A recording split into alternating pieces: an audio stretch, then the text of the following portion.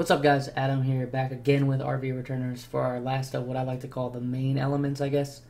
So, we're talking about water. So, I don't think water really needed too much, but I think they got a pretty good amount of support and maybe some kind of new archetypes now that they can work with.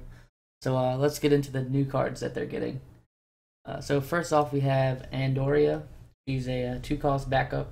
When a party you control deals damage to your opponent, draw a card. So, I think there's a couple cards in this set they're trying to push that theme of like party attacking and getting advantage from party attacking. So maybe this could see play in like some kind of wind water like Chocobo thing where they're getting buffed by party attacks as well as like getting buffed by these cards and you're drawing cards because it's really hard to favorably block some if people party attack very smartly. So I think this could see play just because it's a 2-cost backup. But I don't really see it being super competitive right now unless one of those decks kind of come out and end up being really good. It is kind of cool that you play this and you play the Opus 1 Mime, and now when you party attack you draw a card, and then when your party deals damage you draw a card. So you're getting 2 cards every time that happens, which is kind of nice. So definitely playable because it's 2 costs, but I don't think it's going to see too much play in a lot of super competitive decks. Next we have the 5-cost Vossler. He's a captain. If you control a card named Ash, the cost for playing Vossler is reduced by 2. And if Vossler receives damage, reduce the damage by 1,000 instead. If Ash receives damage, you can reduce that damage by 2,000. So I think this card is pretty crazy when you pair it up with the Opus 2 Heroic Ash. The one that when she gets targeted, she gets buffed. So it makes her a lot harder to deal with in combat, as well as just kind of dealing damage to her, like trying to... You already couldn't outsit her anyways.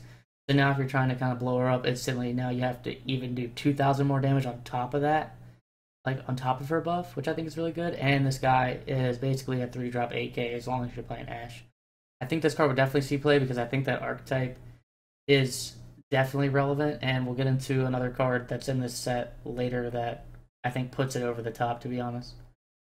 Next we have a 4-cost backup. It's Aria 3. She's EX Burst. When she enters the field, you can search your deck for 1 Warrior of Light forward and add it to your hand. So I think this card is good. Just because you have the Light Warrior of Light that you can now tutor, and you have Refio, which we're going to talk about later, which you can tutor. And I guess if like a Warrior of Light becomes a thing, like a whole deck, you have even more stuff that you can tutor out. The fact that this is the EX Burst is also very nice. So if it comes off the top, you just get a free card, basically. At the expense of damage, of course. But I think that because of how good the Light Warrior of Light is right now with the good Warrior of Light forwards that we have, like Refia and Ingus, I think that this will definitely see play in decks for sure. Next up we have 5-cost Ozma.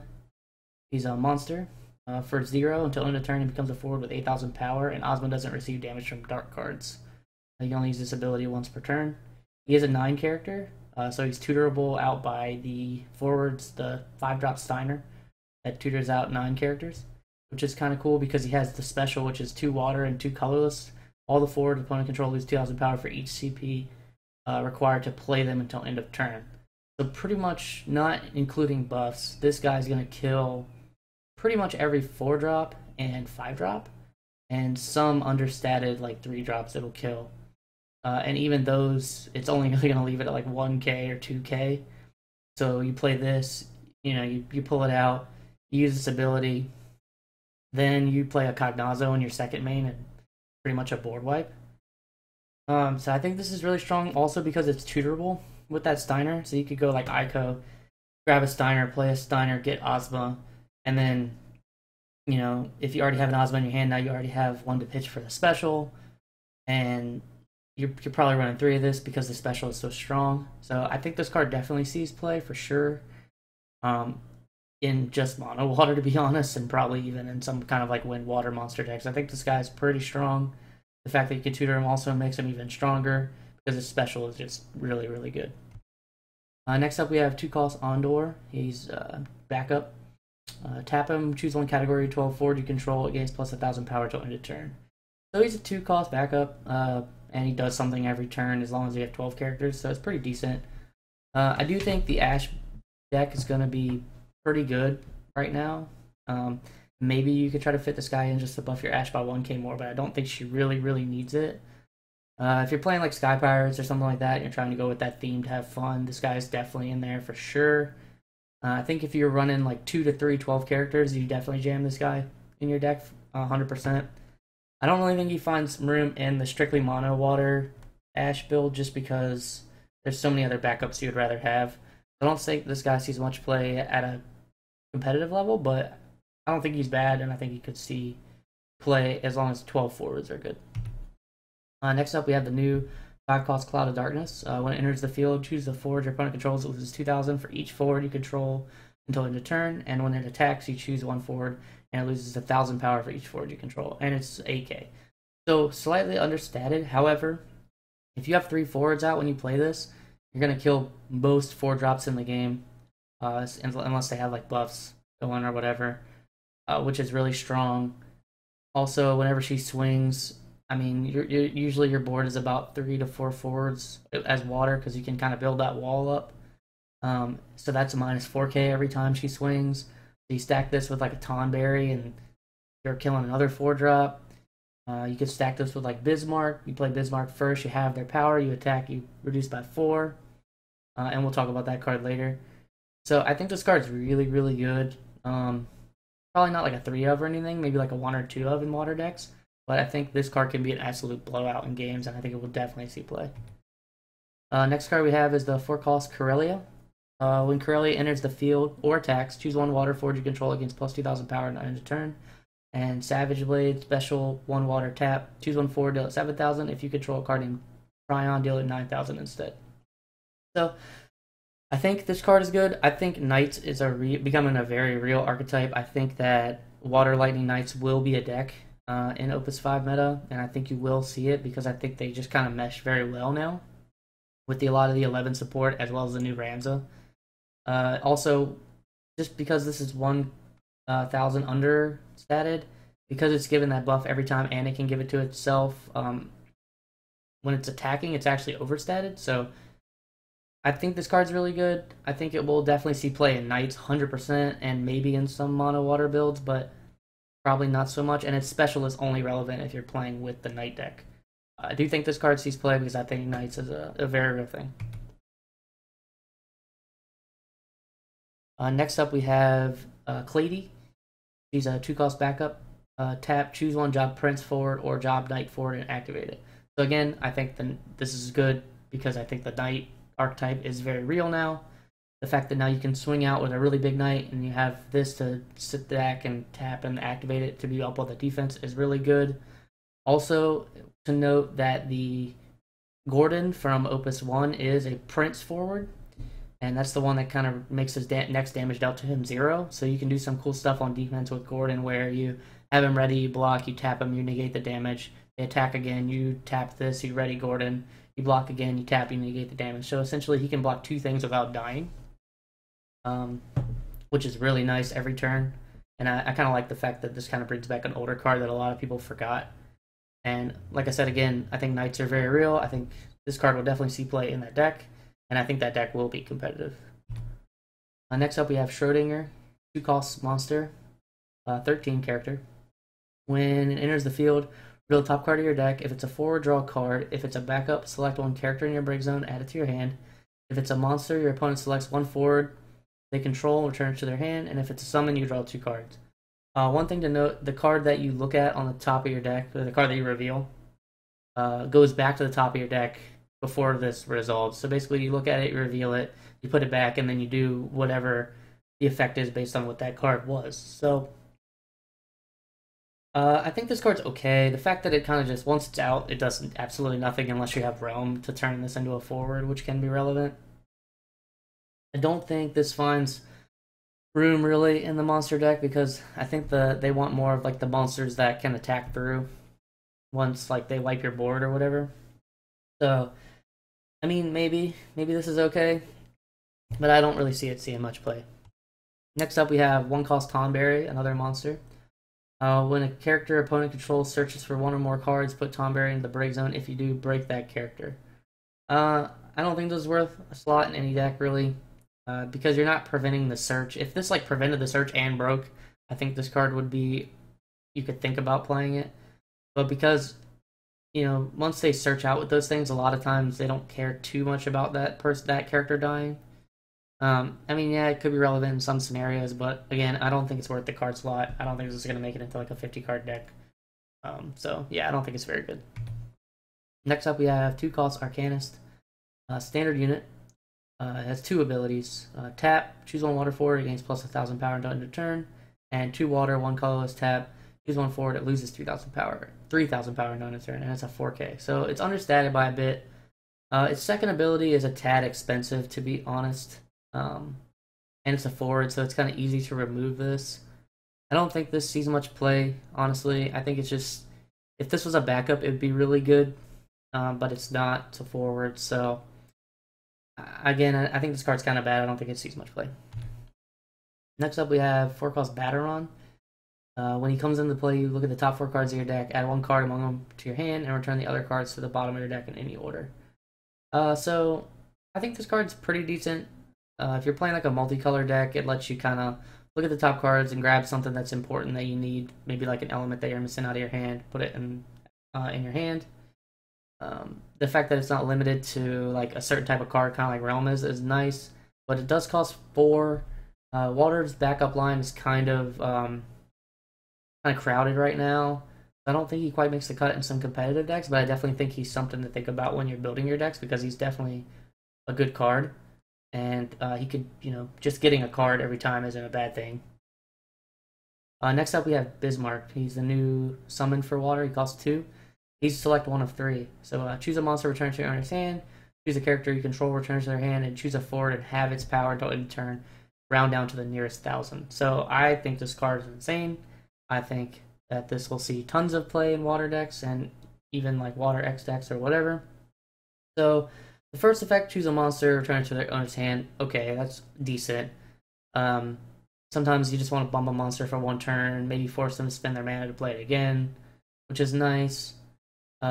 Sometimes you want to use a second effect to bump a character you control to save it from like an effect that your opponent's playing to return to your hand. And the fact that you're doing this instead of Leviathan feels a little better since this is cheaper.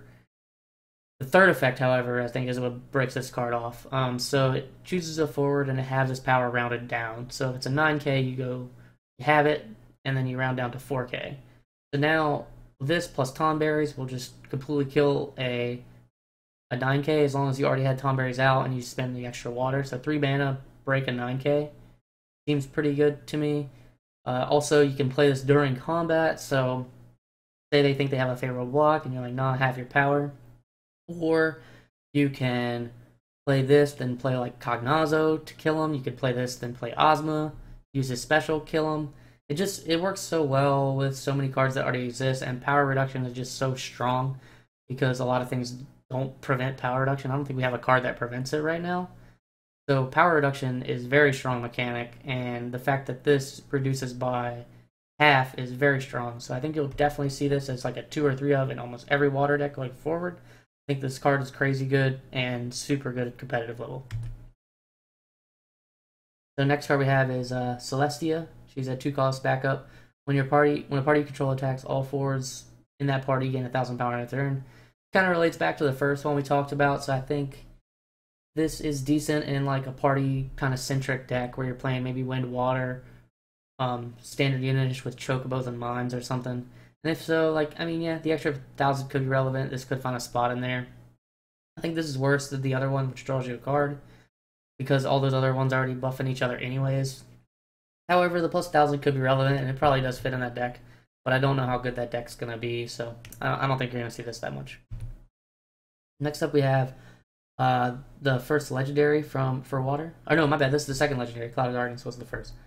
So we have the 4 cost Porum. She's an EX burst. When she enters the field, look at the top 3 cards of your deck. Add 1 card among them to your hand, and the others on the bottom in any order. And then pay 1 and tap. Choose 1 action ability. Cancel its effect. So I think this card's great. I think it's definitely going to find a home in decks for sure. Kind of talked about how Battleron was a good card, but because he's a 4-drop backup, it's not super great. Now, this looks at less cards than Battleron does. However, this comes with a body and an added effect at the end. So, I think this card, and it's an EX Burst. Battleron is not an EX Burst. think this card definitely fits in water decks and water XX for sure. And twin decks, I guess, if that's what you're going for. Its last ability to cancel an action is really nice. So it doesn't catch specials, but pretty much anything with a colon it will catch as long as it doesn't have that S symbol, which is really good. That catches a lot of backups and a lot of other things that are good, and it's just 1 mana. So a lot of times you're paying less than they're paying most of the time. So like again, I think this definitely sees play. I think it's a really good card, and you're probably going to want like 1 to 2 of them if you're planning on playing water. Next up, we have another 2-cost backup. It's Flintlock. Tap, choose 1 forward. It doesn't receive damage that's less than its power this turn. So it's pretty much a Minwoo for 1 unit every turn, for 1 forward every turn. So I don't think this sees play unless you just don't own Minwoos or something, or unless you really want to like fish it out in some Tactics Advanced 2 deck, but it's kind of off color for that. I don't think this quite makes the cut, but it is a 2-drop backup that does something that's decent. So, you know, if you're having trouble putting backups in, this could fit that theme for you. But I think if you just have Minwoo, you just shove Minwoo in over this guy for the most part. The only time Minwoo doesn't feel as good is maybe on turn 1 because you had to pitch an extra card, but Minwoo is just better. I don't think this card sees much play competitively, but it's not terrible. Next up, we have Green Mage, another 2-cost water backup. Tap, put it into the break zone, choose 1 action ability, cancel its effect. So again, with Porum here, we're comparing it to Porum. This only cancels action abilities, not specials. So same stuff that Porum cancels, this cancels. However, this is on a backup that costs 2, so that's really good because you can play this turn 1. It has no additional costs other than tapping and breaking itself, which is also nice. So I think this definitely finds home in a lot of decks. I think it could fit mono water. I think it could fit in water, whatever you want, because it's a cheap backup that has a good effect that's definitely usable pretty much every game. I think this will definitely see play. I think this is a good card. Next up, we have 3-cost Moogle Knight. It's a standard unit. Final Fantasy Tactics Advanced 2. For 1 water, Moogle Knight doesn't receive damage from your opponent's summons or abilities this turn, and it's on curve at 7k. I think this fits right in with Wind Water standard units deck. I think this is pretty solid. Maybe not as like a 3-of or anything because it kind of fights with like Ranger on 3, and you would rather have a Ranger than this card. But I think this card is good. I think there's definitely relevance to playing it, and I think it will see play in that deck. It's just going to be a matter of if that deck remains to be a competitive deck, which I think it will. So I think you will see this card, but it's not going to be like super common to see it. Now, next up, we have the new Leviathan. An EX Burst, costs 1. Choose 1 forward. If it costs equal to or less than the number of cards in your hand, return it to its owner's hand. So I think this card's good. I still prefer the Opus 1 Leviathan over this Leviathan by a pretty good amount. But if you want to run like a 4th Leviathan or a 5th Leviathan, I like this more than the Opus 4 Leviathan. And I think, what was it, the Opus 2 or Opus 3 Leviathan that buffs your water forwards. So I think this is the one you want to go to because in mono water, you're usually going to have a lot of cards in your hand anyway, so you're probably at least going to hit a 4-drop. So I think this card's good, and it has the EX Burst. If you want to run that 4th Leviathan, this is probably the one you want to go to, for sure. Next up, we have another 2-cost backup. It's Fisher. Pay 2 water, 1 colorless, tap, put Fisher in the break zone. Choose 1 monster, costs 3 or less in your break zone, and play it onto the field. You can only use this ability during your turn.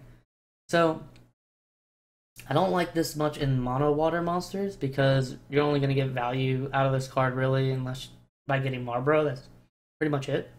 However, in wind water monsters, you can get Death Guys and some other things that kind of maybe you don't have the wind mana to play, or if you're playing like some 3-color Monster Mash deck, you can get those cards back for paying water instead of having to pay the other mana, which I think is good. So I think he finds a home in those decks. So I think Monster Mash is still a very relevant deck, the kind of the wind, water, earth monster with a ton of removal and summons. I think it's still very real. So I think this guy finds a home in there for sure. So I think this does see play competitively. Next up, we have 3-cost Refia. She's a Warrior of Light. Job Warrior of Light forwards and water forwards other than Refia you control gain 1,000 power, and dull a total of 5 active water forwards or water backups. Choose 1 forward, opponent controls, return it to his hand. So I think this card's crazy good.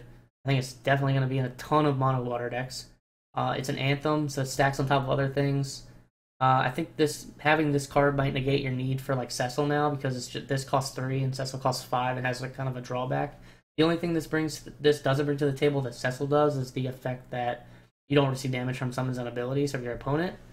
However, The second effect of this is very relevant because a lot of times water will go pretty wide unless they're playing earth. And you can kind of just leave your backups open, a lot of your backups open, and a couple of smaller forwards. Wait till they go to main 2. As soon as they try to pass priority to pass their turn, you dull them, you return something to their hand, you pass priority back if you give them the option to play it again, but they're spending extra mana to play that extra forward every turn. So I think its second ability is super relevant, even though it's kind of expensive, because you have that factor where you just kind of you keep your forwards up during combat. So that way they don't want to really attack into like unfavorable blocks, and then you return some to their hand like every turn at the end of every one of the turns. I think that's really, really strong and can create a lot of like wally situations that water was already good at anyways. So I think this card definitely sees play 100% and pretty much any mono water deck. You'll just jam 3 of these in for sure, and you have a tutor for it now with Ardia. So 100% this sees play in mono water decks competitively. Next up, we have the 4-cost Rosa. She's an EX burst. When she enters the field, you may search for a card named Cecil, add it to your hand. Tap, choose on 4 during this turn. The next damage dealt to it is reduced by 1,000. If it's Cecil, you reduce it by 3,000 instead. She's a 5k, so she's pretty understated, but she gets you a card. So if you think about it that way, she's on curve for 2. She is limited because you're only going to run her in decks that run Cecil. I do think that the need to run the big Cecil now is kind of not as good anymore. I think he's still a really good card, so if you're running him, you might want to think about running her. I think in a water earth build, she's good because now you can search out the earth Cecils as well. And then her ability can be relevant. The minus 3k is a lot, and because Paladin Cecil's a 9k and he has to block, so now you can reduce that by 3, so now they have to be coming in for 12 to deal with him. So, I mean, that's a pretty big deal. So I think this card's pretty solid. It's good enough to see play. Don't really think that those decks will end up being super competitive, but if the big water decks still end up running Cecil, one of these might still be good. And if that's the case, then it will see play for sure. Next up, we have the 2-cost Orator. She's a 5k forward. Tap, choose one forward, select a job. It gains that job until end of turn. I want to like this card. I think if this card was a backup, it would be broken. I think it would be stupid good in standard units. You just turn things into standard units.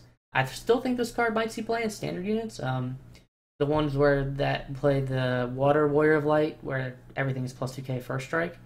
Now you can make that Warrior of Light a standard unit as well. So your Warrior of Light is buffing itself, which is cool. It is on a 5k body, so it is a little bit easier to remove. But if you have that Marine arc out, it becomes a 2-cost 7k. Which can be a little bit harder, and they're wasting their removal on this 2-drop to prevent you from turning other stuff. So I think this definitely fits in Wind Water standard units. Whether or not it makes the final cut, I'm not sure, but I do want to like this card a lot, and I think it could fit in that deck. Next up, we have another 2-drop Order. This is a backup. Put Order in the break zone and tap. Choose one monster you control, return it to its owner's hand. I don't think this is super great. It's a piece of monster removal, but I'd rather just play Bismarck instead and have the versatility of doing other things. There's just other backups I'd rather have that break themselves in water other than this, so I don't really think this makes the cut. It's not awful because it's on a 2-drop and has a tap break ability, but I don't think this really sees play. Next up, we're getting into the starter card. So we have the 3-cost Ash. When she enters the field, you control a job Sky Pirate, you draw a card, and tap, choose one job Sky Pirate, activate it. She's on curve at 7. So doesn't see play outside of Sky Pirate at all. It's extra fodder, I guess, for Opus 2 Ash special, but I'd rather just run 3 Heroic Ash and not run this card at all. If Sky Pirates somehow become good, this card will be okay, but I don't think this sees play at all. I think it's pretty bad right now, to be honest.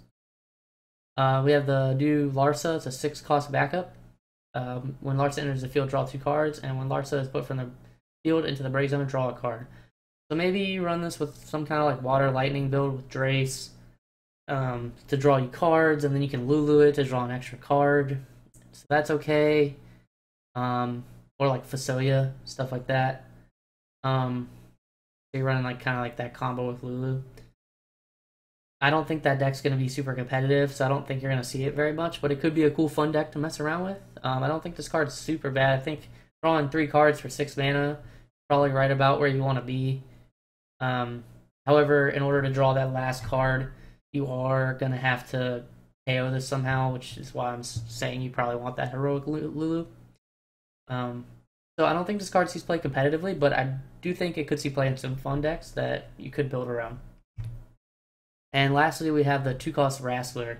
The card named Ash you control cannot be broken by opposing summons or abilities that don't deal damage. So I think this puts Ash over the top. I think this card is gross because of how gross the 3-drop Ash is. So you play this turn 1, you play Ash turn 2. Now you have a 3-cost Ash that basically has the same ability as a 4-drop Vincent, where it can't be broken by stuff that doesn't do damage.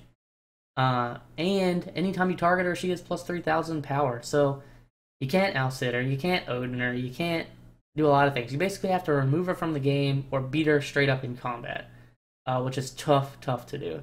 And then once they start like putting that wall out early, now you have to worry about them playing more backups to make her bigger, and then playing Erefia, and it can get out of control and spiral down. And I think there's definitely going to be a deck where water just kind of centers around Ash now, plays this, and then plays these other good cards to finish you off. So I think this card is really good.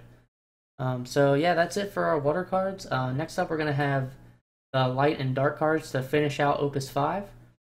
So please, if you could like, favorite, subscribe, that would do us a great deal of help. It kind of helps us push us up on the YouTube stuff. And yeah, just follow us for more content like this. We're definitely trying to make a whole bunch more content. So I'll see you later, guys. Thanks.